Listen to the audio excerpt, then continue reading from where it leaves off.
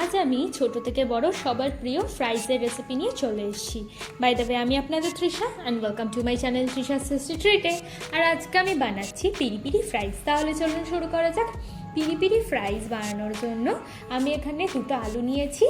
এবার আলুগুলোর খোসা ছাড়িয়ে নেব, নিয়ে আলুগুলোকে ভালো করে জল দিয়ে ধুয়ে পরিষ্কার করে নেব। এবার আলুগুলোকে আমি এইভাবে একটু কেটে নিচ্ছি। আপনারা চাইলে এমনি লম্বা লম্বা করে কেটে নিতে পারেন, আমি একটু এইভাবে কাটছি। আচ্ছা দেখুন, আলুগুলোকে আমি এরকম মোটা রেখেছি, আপনারা চাইলে এর থেকে পাতলা বা এর থেকেও বেশি মোটা করতে পারেন। এবার আমি লম্বা লম্বা করে এগুলোকে কেটে নিচ্ছি। এইভাবে আমি প্রত্যেকটা আলুই কেটে নেব।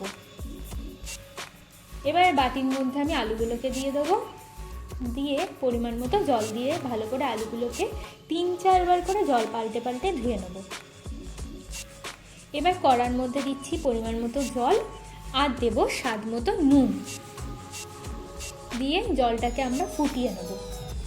জলটা ফুটে উঠলে আমি এর মধ্যে আলুগুলোকে দিয়ে দিচ্ছি, দিয়ে ভালো করে মিশিয়ে 80% মতো আলুগুলোকে আমি এখানেই সেদ্ধ করে নেব।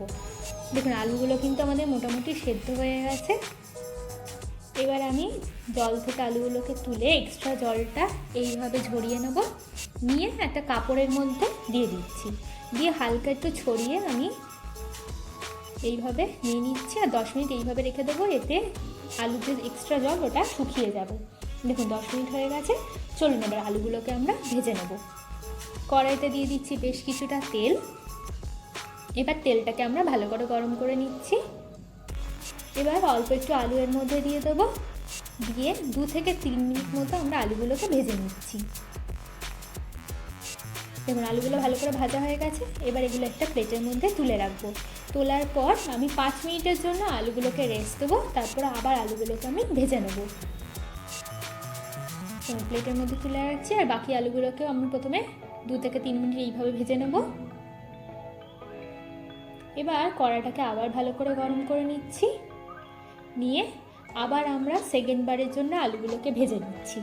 এতে আলুগুলো কিন্তু খুবই ক্রিস্পি হয়। দেখুন আলুগুলো আমাদের লাল লাল করে ভাজা হয়ে গেছে।